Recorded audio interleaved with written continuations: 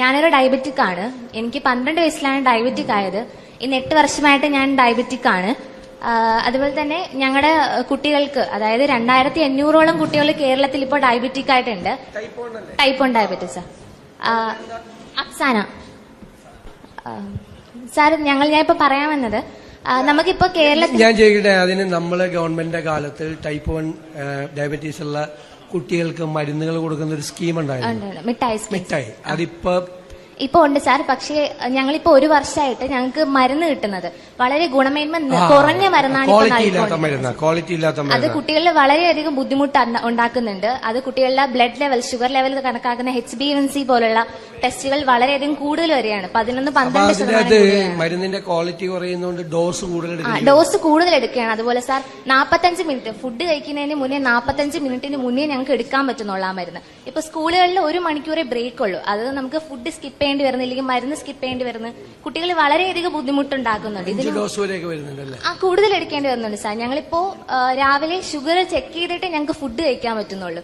Sugar check ചെയ്ത് food കഴിക്കുന്നതിന് മുന്നേ ഇൻസുലിൻ എടുത്ത് അങ്ങനെ ഒരു ദിവസം കടന്ന് കൊണ്ടുപോകുന്ന കുട്ടികളാണ് ഇത്രയും 2500 കുട്ടികളോളം ഉള്ളത്. ഞാൻ അവരെ പ്രതിനിധീകരിച്ചാണ് ഇവിടെ നിൽക്കുന്നത്. അതുപോലെ സാർ, ബ്രിട്ടിൽ ഡയബറ്റീസ് ആയിട്ട് കുട്ടികളുണ്ട്. അവർക്ക്, അതായത് കേരളത്തിൽ 14 ജില്ലകളിലും ബ്രിട്ടിൽ ഡയബറ്റീസ് കുട്ടികൾക്ക് പലർക്കും ഇൻസുലിൻ പമ്പ് ലഭിച്ചിട്ടില്ല.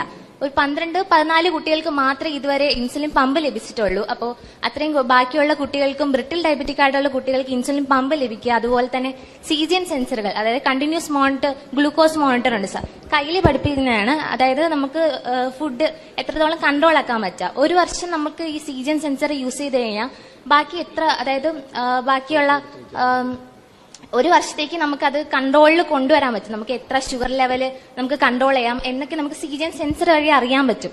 അത് എത്രയും പെട്ടെന്ന് നൽകി കഴിഞ്ഞാൽ അത്രയും നല്ലതാണ്. അതുപോലെ തന്നെ ബാക്കി റൂറൽ ഏരിയാസ് ഉള്ള ജില്ലകളിൽ ഈ എൻഡോക്രൈൻ ഡോക്ടേഴ്സ് ഇല്ല.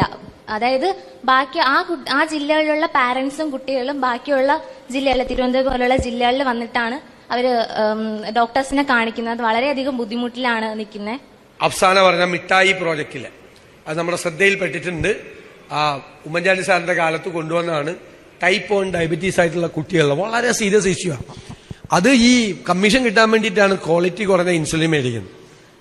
ഈ കുട്ടികൾക്ക് കൊടുക്കുന്നതിൽ ക്വാളിറ്റി കുറഞ്ഞ ഇൻസുലിൻ കൊടുത്തിട്ട് അതിന്റെ ഡോസ് കൂട്ടി അത് അവർക്ക് ചെയ്യാൻ പറ്റുന്നില്ല.